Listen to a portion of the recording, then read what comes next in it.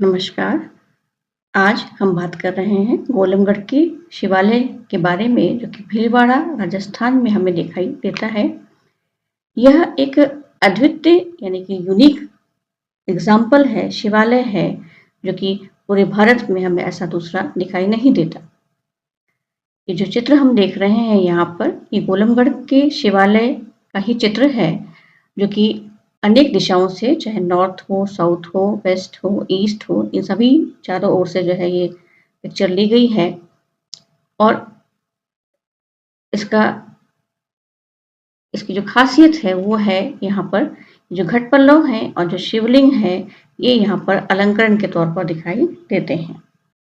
ये क्षेत्र जो है बिजोलिया चित्तौड़ मार्ग पर बिजोलिया से 10 किलोमीटर दूर पत्थर की खान वाला यानी कि माइंस एरिया है, जहाँ पर बलुआ पत्थर जो है काफी पाए जाते हैं, वहां पर ये दिखाई देता है। और इसका एक इंटरनल व्यू हम देख रहे हैं कि बहुत शांत वातावरण है और यहाँ पर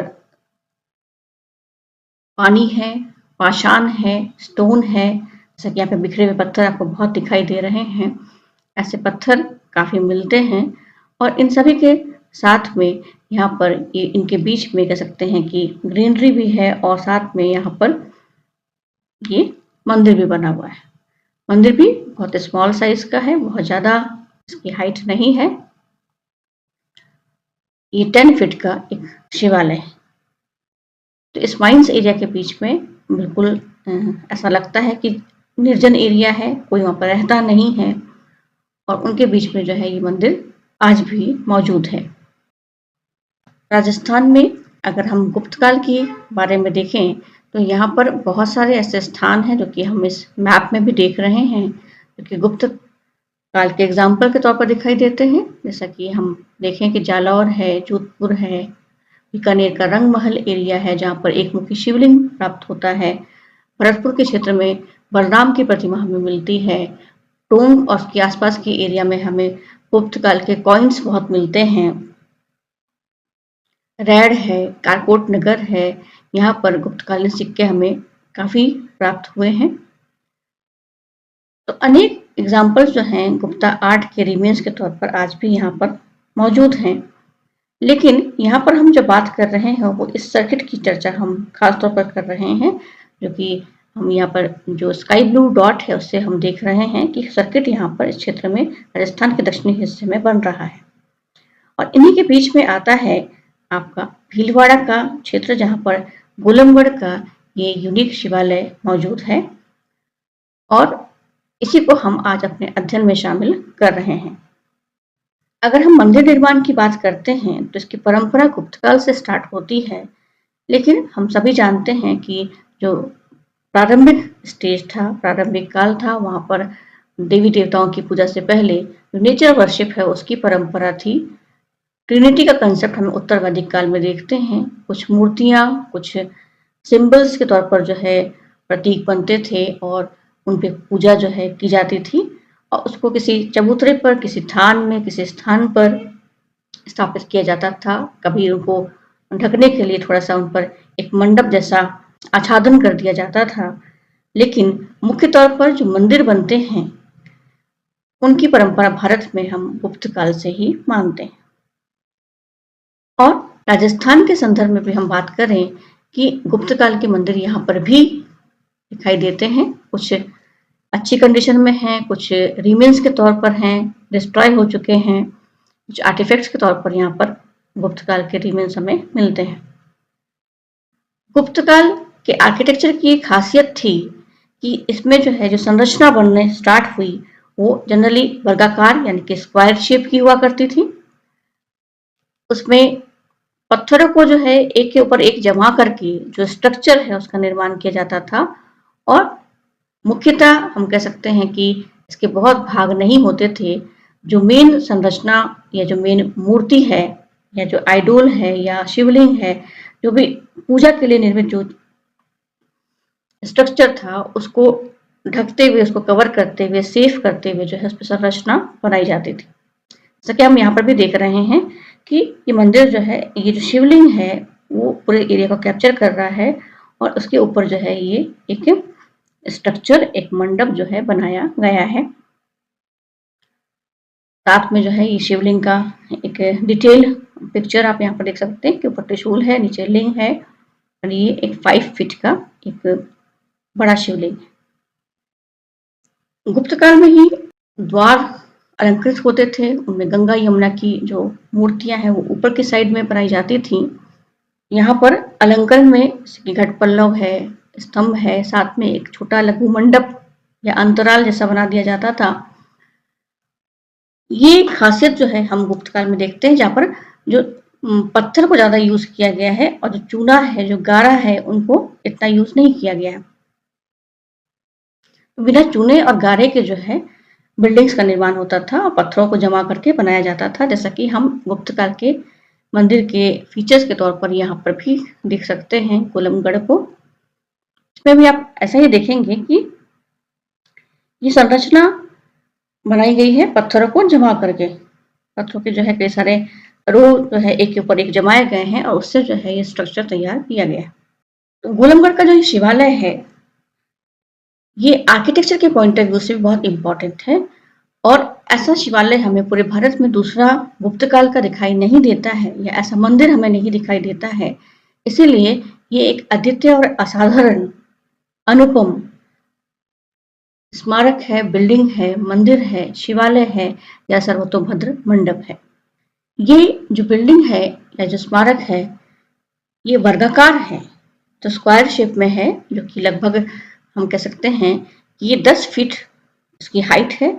लंबाई और चौड़ाई जो है वो स्क्वायर शेप में अगर हम देखें तो 10 फीट की रही है और यहाँ पर पत्थरों की जो पंक्तियां हैं उसको जमा करके इसको बनाया गया है, जो कि गुप्तकालीन विशेषता के तौर पर हमें नजर आता है। गुप्त काल के मंदिर जो है बहुत सादगीपूर्ण हुआ करते थे, उनमें सिंप्लिसिटी होती थी, सपाट छत होते थे, उसको भी हम यहाँ पर देख रहे हैं। अगर हम नीचे से देखें कि एक चौड़ा पत्थर जो है यहाँ पर रखा गया है, उसके ऊपर एक स्लैब है, फिर एक अगेन एक स्क्वायर शेप में जो है चौड़ा स्लैब है। तो इस तरह से कुछ पत्थरों की जो पंक्तियां हैं उनको जमा जमा करके मंदिर को बनाया गया और इसमें जो नीचे का हिस्सा है उसको तो हम अधिष्ठान के तौर पर देख सकते हैं, जहां पर ये घट पल्लव जैसी आकृति हमें नजर आ रही है, इसको हम वेदिका या द्वार पेडिया जो भाग होते हैं उनके रूप में देख सकते हैं। इसके बाद दीवार के तौर पर ये अगेन 3-4 रो जो हैं पत्थरों के बनाए गए हैं, जो कि बिल्कुल इक्वल नहीं है, कुछ छोटे पत्थर हैं, कुछ बड़े पत्थर हैं, कुछ चौड़े हैं, कुछ पतले हैं, इस तरह से इसको जमाया गया है। इसके ऊपर का जो हिस्सा है यहाँ पर हम देखें कि ये जो पिलर्स के जो ब्रैकेट्स होते हैं उस तरह का डिजाइन यहाँ पर दिया गया है और एक कटिंग जो है यहाँ पर इस तरह से की गई है। ये समझ में आ जाता है कि इसके बाद जो है एक अलग भाग स्टार्ट हो रहा है और फिर जो है पत्थरों को बीच में यहाँ पर गैप दिया गया है और आगे जाकर के हम ऊपर में देखें कि जो छत है जो कि सपाट होती थी, लंबी शिलाएं उसमें रखी जाती थी, ऐसे 4-5 लंबे शिलापट यहाँ पर रखे गए हैं और सपाट जो फ्लैट रूफ है, जो चपटी छत जो है उसको बनाया गया। तो इस तरह का जो स्ट्रक्चर हम यहाँ पर निर्मित होता हुआ देख रहे हैं ये चारों ओर से, चाहे हम उसको साउथ में देखें, चाहे हम उसको वेस्ट में देखें, ईस्ट में देखें, किसी भी दिशा से देखें, यहाँ पर यही स्ट्रक्चर आपको देखने को मिलेगा। कुछ हिस्सा जो है खंडित भी हो गया है, कुछ पत्थर वगैरह जो है निकल गए हैं और बाहर भी बिखरे हुए हैं, पर स्ट्रक्चर जो है सभी तरह से ऐसा ही है। एक अधिष्ठान जैसा हिस्सा, फिर द्वार पक्खा या वेदिका कह लें, उसमें ये घट पल्लव का अलंकरण, फिर पत्थर जमाए गए हैं और फिर जो है एक यहाँ पर जो दीवार है और जो छत है उसको अलग करते हुए यहाँ पे एक स्तंभ शीर जैसा बनाया गया। इसमें कटाव भी हम देख रहे हैं, जगह जगह ये कटाव दिए गए हैं और फिर सपाट छत के लिए लंबी पट्टियां जो है यूज की गई हैं, जो कि आज खंडित अवस्था में नजर आती हैं। अब बीच में जो है शिवलिंग स्थापित है। अब यहाँ पर जो सपाट छत है उसमें हम ये 4 जगह एंट्रेंस के तौर पर देख रहे हैं, एक साइड, 2 साइड, तीसरा, चौथा। तो हर तरफ से देखें तो एक एक एंट्रेंस जैसा यहाँ पर बन रहा है। और बीच में जो है ये यहाँ पर एक शेप ले लेता है, जो कि थोड़ा सा जैसे कि एंट्रेंस का शेप है, किसी दरवाजे का शेप है, ऐसा शेप यहाँ पर रखा गया। तो जो कॉर्बेल्ड रूफ बनते थे, जो कि गुप्त काल में स्टार्टिंग में काफी बनते थे और पत्थरों को जमा करके जो है बनाया जाता था, तो इसमें पत्थरों को जो है सामने की ओर से उनका एक एक हिस्सा थोड़ा आगे निकाला जाता था और एक के बाद उनको एक करके जमाया जाता था, जैसे कि हम इसमें भी देख सकते हैं कि कैसे ये नीचे का हिस्सा होगा और फिर पत्थरों को जो है एक शेप देते हुए उनको थोड़ा थोड़ा आगे की तरफ निकालते हुए एक के ऊपर एक जमा करके ये गेट हिस्सा यहाँ पर जो है शेप दे दिया गया है। एक कह सकते हैं कि आर्च जैसा शेप यहाँ पर क्रिएट करने की कोशिश की गई है और इन पत्थरों पर ही जो है सारा भार एक दूसरे पे पड़ता था और एक दूसरे से जुड़े रहते थे और जो ऊपर का हिस्से का जो स्ट्रेस है, जो उसका भार है, उसको वो सहन करते थे। हम गोलमगढ़ में भी इसी चीज को देखते हैं, पत्थर को एक के ऊपर एक निकालते हुए आगे की तरफ उनको ऐसे जमा करके एक जो कॉर्बेल्ड रूफ है, जो कगली छत है, उसका यहाँ पर स्ट्रक्चर बनाया गया है और ऊपर जो है सिंपल ऐसे पट्टियां जो है यहाँ पर लंबी लंबी रखी गई है। इसमें भी हम देख सकते हैं कि ये शिवलिंग है, ये इसके भाग हैं, इसमें कि यहाँ से ऊपर छत का हिस्सा स्टार्ट होता है और ये द्वार का शेप दिया गया है इन पत्थरों को ऐसे कॉर्बेल्ड तरीके से जमाते हुए एक के ऊपर एक और फिर ऊपर जो है ये लंबी पट्टियां रखी गई थी, जो कि आज के टाइम में देख रहे हैं हम ये काफी डिस्ट्रॉय हो चुकी हैं, कुछ पट्टियां ही ढंग की कंडीशन में है। तो ये फ्लैट रूफ जो है ये गुप्त काल की परंपरा थी, इसको भी हम यहाँ पर देख पाते हैं। और ये मंदिर, इसमें हम देखें कि चारों दिशाओं से इसमें एंट्रेंस दिया गया, तो ये एक साइड हो गया, ये दूसरा, ये तीसरा और ये चौथा, तो हर तरफ से आप एंटर कर सकते हैं और इनको एक द्वार का शेप भी दिया गया है। तो एक्चुअल में यहाँ पर कोई और पिलर नहीं है, इन्हीं के माध्यम से स्तंभ हम कह लें या दीवार बनाई गई है, या द्वार का जो कह सकते हैं कि एक हिस्सा बनाया गया है, 1 2 3 और 4, इसके ऊपर ही जो है ये सपाट छत बना दी गई। कार्विंग भी नहीं है, सिंप्लिसिटी है और सादगी है, नक्काशी भी नहीं है बहुत ज्यादा, सिर्फ ये शिवलिंग है और साथ में ये हम घट पल्लव इधर देखते हैं जो कि आज जीर्ण अवस्था में। तो आर्किटेक्चर की अगर हम बात करते हैं तो ये स्ट्रक्चर ऐसा बनता है और यही इसके एंट्रेंस भी है, यानी कि चारों दिशाओं से जो है इसमें एंट्रेंस दी गई है, इसीलिए हम इसको कहते हैं कि सर्वतोभद्र मंडप, यानी कि शिवलिंग है उसको प्रिजर्व करते हुए उसके ऊपर एक मंडप स्थापित किया गया जिसमें कि 4 एंट्रेंस हमें देखने को मिल रहे हैं। और ये जो भाग है वो द्वार पखा, इसको हम कह सकते हैं, पक्ष कह सकते हैं उसका एक, इसमें घट पल्लव के डिजाइन जो है हर पक्के पर एक, यानी कि हर दिशा में जो है 2 पक्कों पर हम देखते हैं कि 2 घट पल्लव बनाए गए, 2 2 4 2 पीछे 6 और इधर 2 8, ऐसे 8 घट पल्लव की आकृति बना करके इनको दरवाजे का रूप दिया गया है और उसको अलंकृत करने की कोशिश की गई है और घट पल्लव जो है, जो कि बहुत ऑस्पिशियस सिंबल होता था, उसको यहाँ पर बनाया गया। तो सर्वतोभद्र मंडप होना ये अपने आप में एक विशेषता है शिवालय की और इसका एंट्रेंस भी जो 4 बनाया गया, जैसा कि गुप्तकाल के जितने भी मंदिर बने हैं अभी तक उसमें हम देखते हैं कि एक ही एंट्रेंस रहा है, पर इस शिवालय में जो है 4 एंट्रेंस हम पाते हैं, 4 दिशाओं से हम उसमें एंटर कर सकते हैं। ये इसकी सबसे बड़ी विशेषता है और चूंकि भारत में ऐसा कोई दूसरा देवालय नहीं मिला है या अभी तक दिखाई नहीं दिया है, इसलिए हम कहते हैं कि भारत का एक यूनिक एग्जाम्पल है जिसपे कि हमें प्राइड होना चाहिए। यहाँ पर अगर हम स्कल्पचर्स की बात करते हैं, अगर हम मूर्ति कला के माध्यम से, प्रतिमा विज्ञान के माध्यम से, इकोनोग्राफी के माध्यम से इसको स्टडी करना चाहते हैं, तो यहाँ पर भी अलंकरण ज़्यादा नहीं है क्योंकि सादगी की बात यहाँ पर रखी गई है और चूंकि सादगी है, सिंप्लिसिटी है, कम अलंकरण है, तो इसको प्रारंभिक गुप्तकाल का जो स्टेज रहा है वहाँ पर इसको माना जा सकता है। यहाँ पर हम देखें कि जो शिवलिंग बना हुआ है, गर्भगृह जो है उसमें हमें शिवलिंग दिखाई देते हैं और शिवलिंग भी कुछ अलग अलग प्रकार के होते थे, जैसे कि कुछ जो है स्वयंभू होते हैं जो अपने आप प्रकट होते हैं, बट ये मानुष लिंग है, मनुष्य के द्वारा निर्मित लिंग है और इसमें इसका हाइट जो है वो 5 फीट की है। प्रतिमा शास्त्र के अकॉर्डिंग जो है इसमें रुद्र भाग है, विष्णु भाग है और ब्रह्मा भाग है। ब्रह्मा भाग जो कि चौकोर होता था, नीचे का हिस्सा। उसके बाद ये जो अष्टकोणीय है, ऑक्टागोनल शेप में है, ये विष्णु का भाग माना जाता है। और उसके ऊपर का जो हिस्सा है उसको हम रुद्र का या शिव का मानते हैं, जिसमें कि ये ब्रह्मसूत्र लाइन भी जो है बनाई जाती है। तो इस तरह से ये 3 भाग जो है, रुद्र भाग, विष्णु भाग और ब्रह्मा भाग जो दिखाई देते हैं।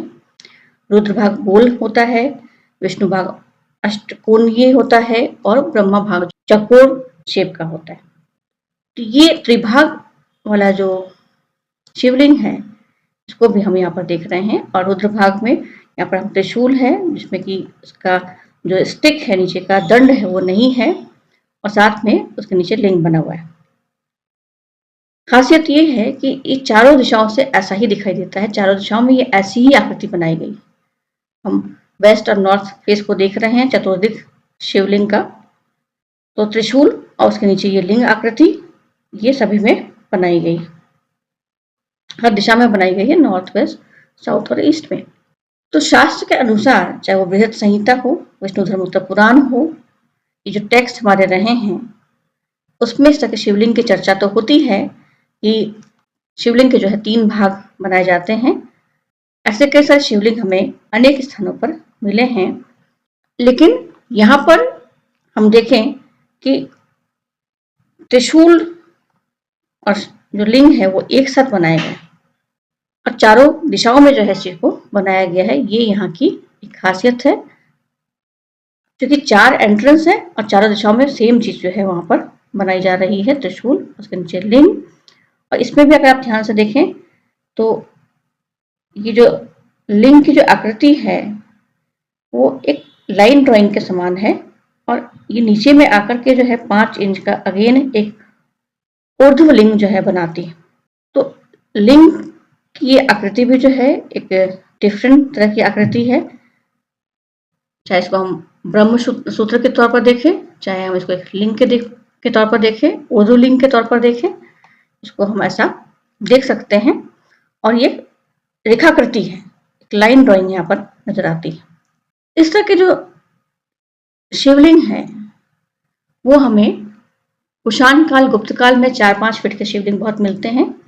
यहाँ पर भी हम देखें कि अघापुर, भरतपुर, राजस्थान में इस तरह का जो है हमें एक शिवलिंग दिखाई देता है कुषाण काल का, और इसके ऊपर भी वही शेप हम पाते हैं जो कि हम गोलमगढ़ में देख रहे हैं। तो इसको लिंग आग्र या लिंगाग्र कहा गया है। लिंग का जो फ्रंट पार्ट होता है उसको यहाँ पर इस तरह से बनाया गया। चौमा बंडपुरा में जो लिंगाग्र भाग है उसको जो है पुष्पमाला से अलंकृत किया गया है और साथ में यहाँ पर कुछ मुखाकृतियां बनाई गई। तो कुछ एग्जाम्पल हमें कुषाण काल के भी मिलते हैं राजस्थान में। नान अजमेर से भी मिलता है जहाँ पर हमें 5 फीट के शिवलिंग मिलते हैं। गुप्त काल में भी दरा, जहाँ पर शिवलिंग आज अज्ञात है, चारचौमा में चतुर्मुखी शिवलिंग मिलता है। माकनगंज में भी हमें चित्तौड़ के पास चतुर्मुखी शिवलिंग मिलता है गुप्त काल का। रंगमहल में भी जो प्रारंभिक गुप्त काल है उसका एक मुखी शिवलिंग हमें मिलता है। तो इस तरह से राजस्थान में कुषाण काल में भी और गुप्त काल में भी हमें बड़े बड़े शिवलिंग जो कि 4 या 5 फीट के जनरली होते थे वो हमें प्राप्त होते हैं। उसके अवशेष हमें यहाँ पर आज भी मिलते हैं। इसी संदर्भ में जो है करमदंडा के शिवलिंग की भी चर्चा होती है, जो कि कुमारगुप्त के समय का माना जाता है। यहाँ पर शिलालेख भी इसमें है, जो विष्णु का जो भाग है उसमें हम देख रहे हैं। ऊपर जो शिव का रुद्र भाग है उसमें अगेन हम वो ब्रह्मसूत्र लाइन को देख रहे हैं और इससे जो लिंगाग्र भाग है उसको हाईलाइट किया गया है। इसके अलावा जैसे कि मथुरा म्यूजियम में जो शिवलिंग रखा है कुषाण काल का, या उड़ीसा में हम देख रहे हैं कि यहाँ पर भी ये शिवलिंग जो है इसमें ये ब्रह्मसूत्र लाइन और एक लिंग की आकृति यहाँ पर बन रही है। दक्षिण भारत में भी कुछ ऐसे प्रतिमाएं हमें दिखाई देती हैं, परंतु जो खास बात है वो ये है कि गोलमगढ़ का जो शिवलिंग है उसमें ये आकृति लिंगाग्र भाग जो है वो दिखाई देता है, बट ऊर्ध्वलिंग भी है या ब्रह्मसूत्र लाइन भी जो है इसमें बनी हुई है, और उससे ऊपर जो है त्रिशूल को बनाया गया। तो ये त्रिशूल जो कि उसका दंड विहीन त्रिशूल है, यानी कि उसका जो स्टिक होता है, जो डंडा होता है वो नहीं है नीचे, तो त्रिशूल का एक रेखाकृति बनाई गई है। और ये लिंग और त्रिशूल की जो रेखाकृति है ये हमें सिर्फ गोलमगढ़ के शिवालय में ही मिलती है और चारों ओर से बनाई गई। ऐसा दूसरा एग्जाम्पल भी हमें आज तक देखने को नहीं मिला है इस शिवालय के अतिरिक्त पूरे भारत में, और ये चारों दिशाओं में बनाया गया है। तो ये इसकी खास विशेषता हो जाती है कि इस तरह के जो शिवलिंग हैं वो बहुत रेयर ही बनते हैं और उनकी रेखाकृति के साथ में इनको बनाया गया है। इसको श्री हरफूल सिंह जी ने जो है 85 लिंग के लिए निर्मित होना भी कहा है, जिसमें कि शिव के जो पंच महाभूत स्वरूप होते हैं, जिसमें कि सद्योजात है, वामदेव है, तत्पुरुष है, अघोर रूप है, चारों दिशाओं में बनाए जाते हैं। और ऊपर का जो हिस्सा है उसमें ईशान का स्थान बनाया गया है, स्थान दिया गया है। तो ये पंच महाभूत जो कि प्रकृति को रिप्रेजेंट करते हैं, उसका स्वरूप यहाँ पर 85 लिंग के तौर पर हरफूल सिंह जी इसको ऐसा बताते हैं या मानते हैं। तो ये भी एक खास विशेषता इसमें बनाई गई है। और चूंकि हम बात कर रहे हैं कि चाहे वो ईस्ट हो, चाहे वो नॉर्थ हो, वेस्ट हो, साउथ हो, सभी तरफ ऐसा दिखाई दे रहा है। और प्रयास ये किया गया है कि जो भी भक्त होगा, जो भी डिवोटी है, वो बाहर से ही मंदिर के दर्शन कर ले। और चूंकि शिवलिंग पर जो है त्रिशूल और लिंग की आकृति है, जो कि शिव के ही कह सकते हैं कि त्रिशूल उसका वेपन है, लिंग शिव से जुड़ा हुआ पूज्य है, इसलिए इसी को चारों ओर बना करके उसको नीचे जो है ये साथ में हम यहाँ पर देखें कि जलहरी भी बनाई गई है, पर जो कि टूट गई है, और इतना ही स्पेस है जहां पर वो ये शिवलिंग स्थापित है।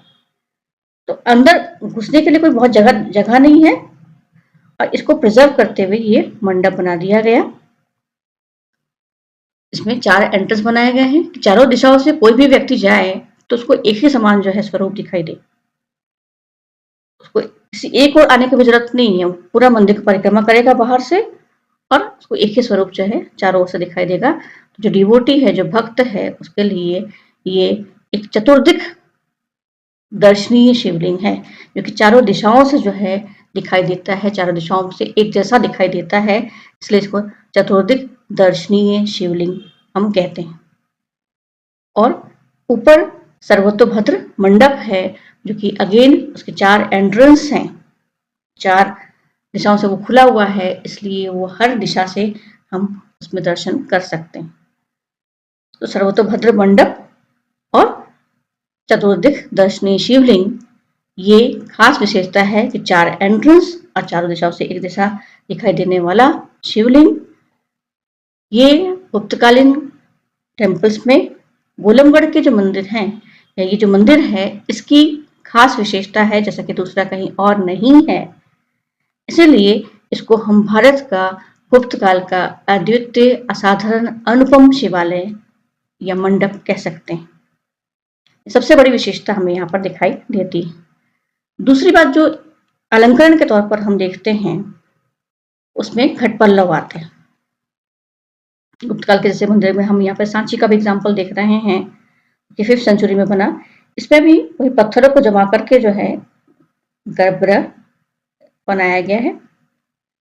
सपाट चपटी छत है, इसके साथ में जो है बाहर में एक लघु मंडप, जिसमें कि अलंकृत स्तंभ है, कुछ सिंह बने हुए हैं, कुछ उल्टे कमल के डिजाइन हैं। ये सांची का 5th सेंचुरी का गुप्त काल का मंदिर है, पर एंट्रेंस एक ही है, एंट्रेंस चारों ओर से नहीं है। चाहे हम देवगढ़ में देखें, चाहे हम एरन में देखें, तिगवा में देखें, सब जगह पर ऐसा ही दिखाई देता है, सिवाय गोलमगढ़ के। इसके हम सभी दिशाओं से अलग अलग भाग को देख सकते हैं। और इसमें ये जो घट पल्लव बने हुए हैं 1 2 3 4 5 6 7 8, और ये घट पल्लव जो है जो कि टूट गया है।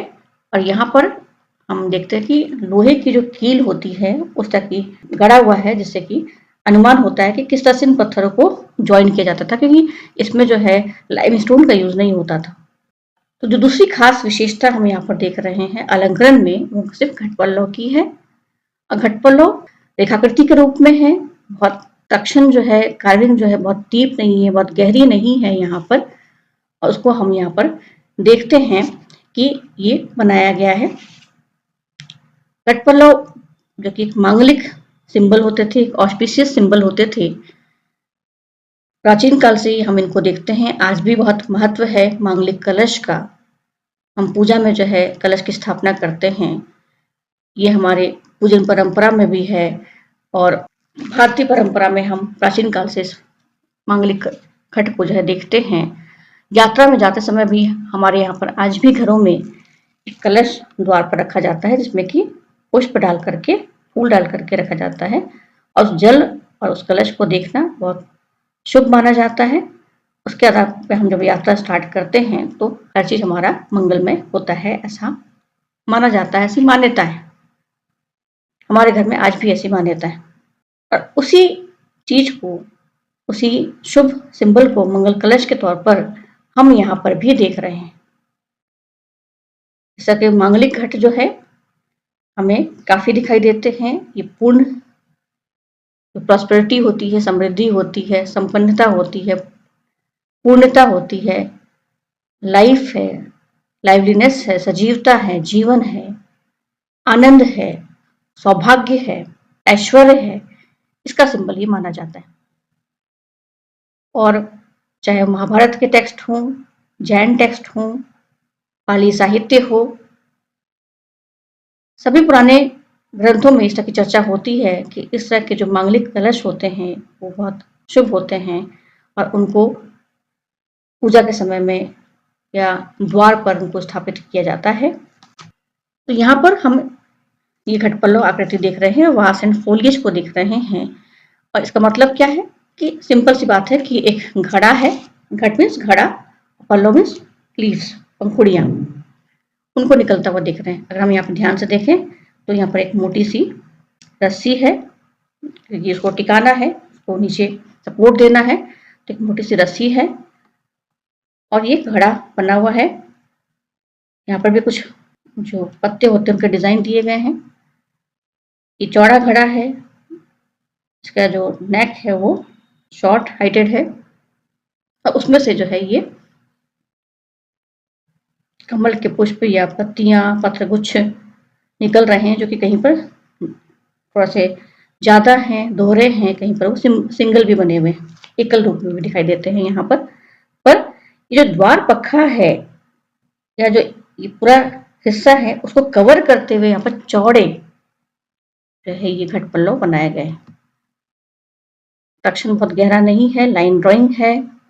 इसको हम देख रहे हैं साउथ वेस्ट में ये घट पल्लव है। ये साउथ का घट पल्लव है, गोलमगढ़ का। तो ये घट पल्लव जो है काफी बनते हैं या बने हैं। यहाँ पर टोटल 8 घट पल्लव हैं, सभी दिशाओं को मिला करके।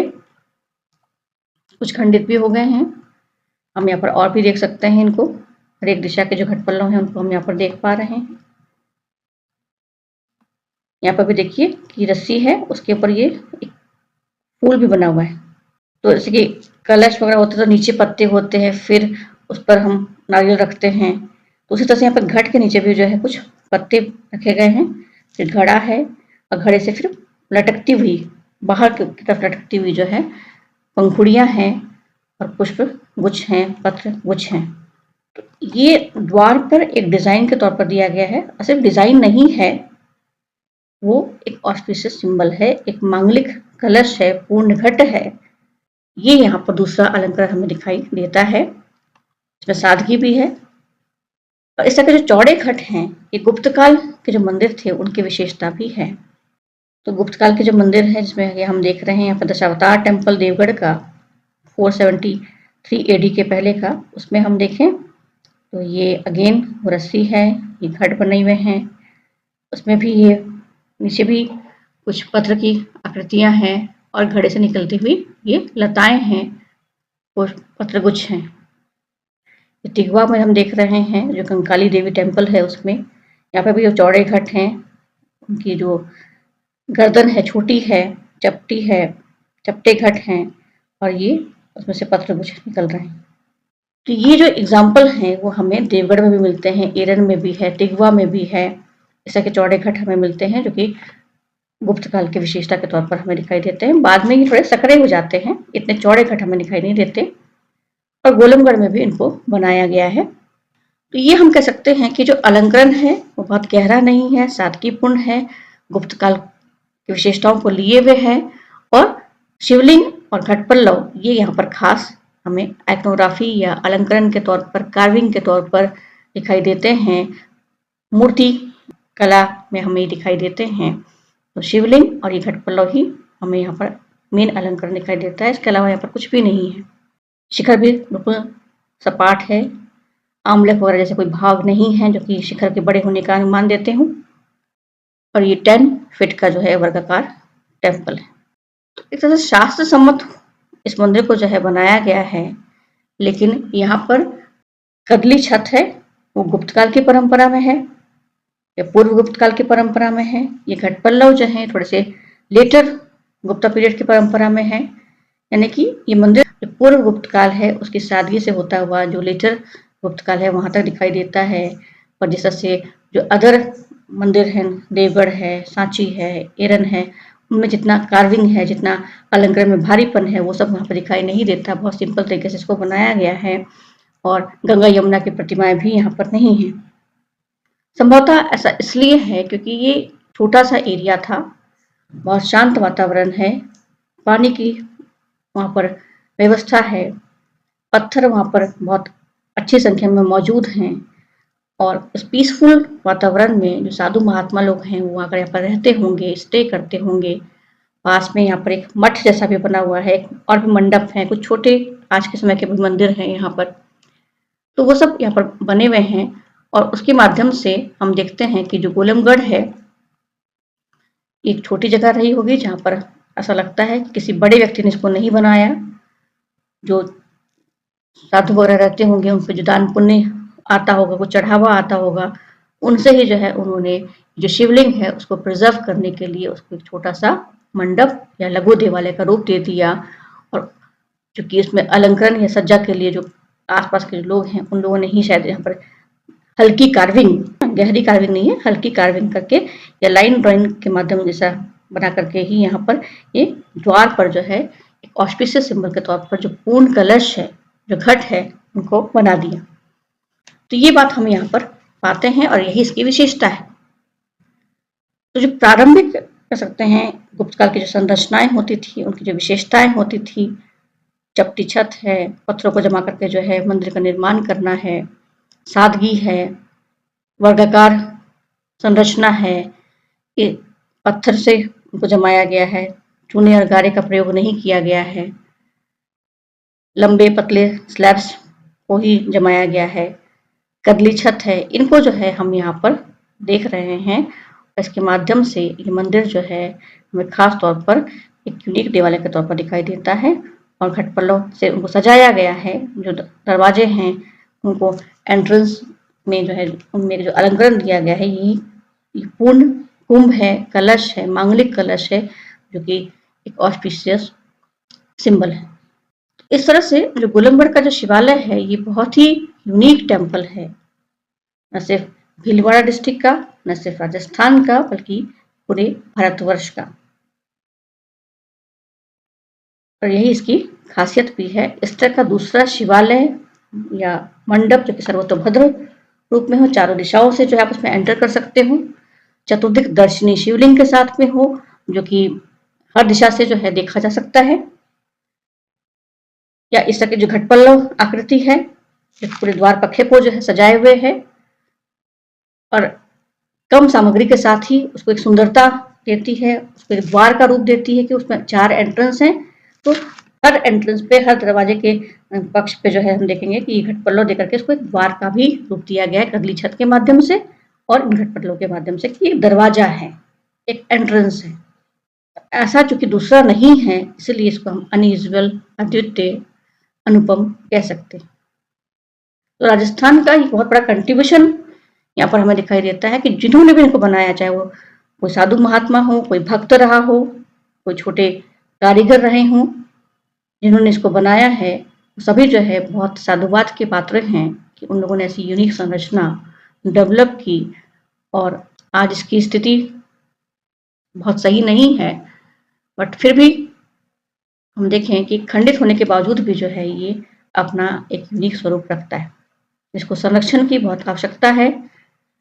हम सभी की जिम्मेदारी है कि हमारे आसपास की जो ऐसी चीजें हैं उनको हम लोग इस तरह से ध्यान दें कि ये एक धरोहर है हमारे पास में जो कि उस युग को बता रहा है। अब पूरे भारत में दूसरा नहीं है, तो हमारे कितना प्रीशियस है, कितना हमारे लिए प्राइड का विषय है ये। और ऐसी संरचनाओं को समझना, उनको जानना, बचाना बहुत जरूरी है। यहाँ पर जो है हम एक मैप देख रहे हैं राजस्थान का, और जो हम सर्किट की बात कर रहे थे वो सर्किट यहाँ पे बन रहा है। तो गुप्त काल के रिमेन्स के साथ में south east area of Rajasthan में हम एक यूनिक सर्किट को देख रहे हैं, जिसमें दशपुर जो कि मंदसौर डिस्ट्रिक्ट में आता है, यहाँ पर शिव की मूर्ति है, सौंदनी के पिलर्स हैं, इंस्क्रिप्शंस हैं जो कि वहाँ पर मंदिर निर्माण की चर्चा करते हैं गुप्त काल में। नगरी चित्तौड़ के पास में आता है, माध्यमिका नगरी बहुत बड़ा सेंटर रहा वैष्णव धर्म का। यहाँ पर भी हम टेम्पल्स और रिमेन्स देखते हैं, इंस्क्रिप्शन देखते हैं जो कि वहाँ पर वैष्णव धर्म की पूजा होने की बात करता है। चित्तौड़ के पास में माकनगंज में हम चतुर्मुखी शिवलिंग जो कि वहाँ पर नहीं है और टेम्पल के अवशेष देखते हैं, टेम्पल को देखते हैं। इसके आगे गोलमगढ़ भीलवाड़ा में आता है जो कि अनयूजुअल टेम्पल है, इस पर हमने सारी चर्चा भी की है। टेम्पल भी है, सर्वतोपत्र मंडप भी है, चतुर्दिक शिवलिंग भी है और घट पल्लव भी बने हुए हैं। केशवराय पाटन बूंदी में आता है, इसमें कुछ पिलर्स ब्रैकेट है जिसमें कि सिंह की आकृति है, वो नगरी के समान है, गुप्त काल के अवशेष मिलते हैं मंदिर के। कोटा में ही आपका रंगपुर क्षेत्र आता है जिसमें कि गुप्तकालीन नागराज की प्रतिमा है और कुछ अन्य प्रतिमाएं हैं, शालभंजिका दिखाई देती हैं। कोटा क्षेत्र में ही चारचौमा आता है जहाँ पर टेम्पल है जो कि अब नए स्वरूप में है, बट जो चतुर्मुखी शिवलिंग है वो गुप्त काल का आज भी एग्जाम्पल रखता है। कोटा में जब हम झालावाड़ की तरफ जाते हैं तो बीच में आता है दरा। दरा जो है वहाँ पर टेम्पल के रिमेन्स आज भी मौजूद हैं। यहाँ पर कोई शिवलिंग नहीं है और इसके जो कुछ रिमेन्स हैं वो जो झामरा गांव जो है वहाँ पर है या लोगों ने वहाँ पर लगा दिए हैं, और कुछ कोटा म्यूजियम में भी इसके अवशेष रखे हुए हैं। और जो पिलर्स हैं उनमें जो कार्विंग है, जो पत्र लता वल्लरी है और उसको हम देखते हैं तो बहुत ही सुंदर यहाँ पर दिखाई देती है। अलंकृत स्तंभ जो है वो उसको देख कर कैसा लगता है कि इतनी सुंदर जो नक्काशी है, जो कार्विंग है वो बहुत ही स्किल्ड लोगों ने की होगी। तो उसके पिलर्स के अवशेष आज भी मौजूद हैं, मंडप मौजूद है, शिवलिंग नहीं है। और गंगाधार झालावाड़ डिस्ट्रिक्ट में आता है, यहाँ का जो शिलालेख है 480 का, वो मालव संवत का जो इंस्क्रिप्शन है वो विष्णु मंदिर की चर्चा करता है, एक मातृका भवन की चर्चा करता है जो कि तांत्रिक स्टाइल में बना और डाकिनी पूजा की बात भी करता है। तो इस तरह से हम देखें कि ये पूरे जितने भी रिमेन्स हैं और जितने भी प्लेसेस हैं, चाहे वो आप मंदसौर हो, चित्तौड़ हो, माखनगंज हो, गोलमगढ़ हो, केशवराय पाटन है, रंगपुर है, दरा है, चारचौमा है, गंगाधार है, ये सब मिलाकर के यहाँ पर एक पूरा यूनिक सर्किट बना रहा है जो कि राजस्थान में गुप्त काल के जो आर्टिफैक्ट्स हैं, रिमेन्स हैं, टेम्पल्स हैं, स्कल्पचर्स हैं, शिवलिंग है, उसका बहुत ही अच्छा एग्जाम्पल रखते हैं। और राजस्थान में अगर हमें गुप्त काल को स्टडी करना है तो उसको जानने के लिए हमें इस क्षेत्र को देखना चाहिए। और निसंदेह मैं यही कहना चाहूँगी कि जो गोलमगढ़ का जो शिवालय है वो बहुत ही इम्पॉर्टेंट रोल प्ले कर रहा है इस दिशा में, और एक यूनिक शिवालय के तौर पर आज भी मौजूद है। बट दुखद बात यह है कि वो प्रिजर्व नहीं है, उसको प्रिजर्व करना बहुत ज़रूरी है क्योंकि वो पूरे भारत के लिए एक प्राइड है, एक गर्व है, एक इतिहास की धरोहर है, जिस पर हमें नाज होना चाहिए। और साथ में जो है हमें उसको बचाने के लिए भी अपना प्रयास करना चाहिए, और जो लोकल हैं वो भी इसके लिए प्रयास करें, और जो भारत सरकार है, राजस्थान सरकार है, उन सभी को इसके लिए प्रयास करना चाहिए और इसको संरक्षित करना चाहिए, क्योंकि ये पूर्व गुप्त काल से जो लेटर गुप्ता पीरियड है उसका जो संक्रांति काल है, जो भी ट्रांसफॉर्मिंग जो स्टेज है, उसको भी रिप्रेजेंट करता है और एक दूसरा उदाहरण के तौर पर हमें दिखाई नहीं देता ऐसा। इसीलिए ऐसे जो मंदिर हैं गुप्त काल के या ऐसे जो शिवालय हैं, उनको बचाना बहुत ज़रूरी है, उनको संरक्षित करना हमारी जिम्मेदारी है। Thank you.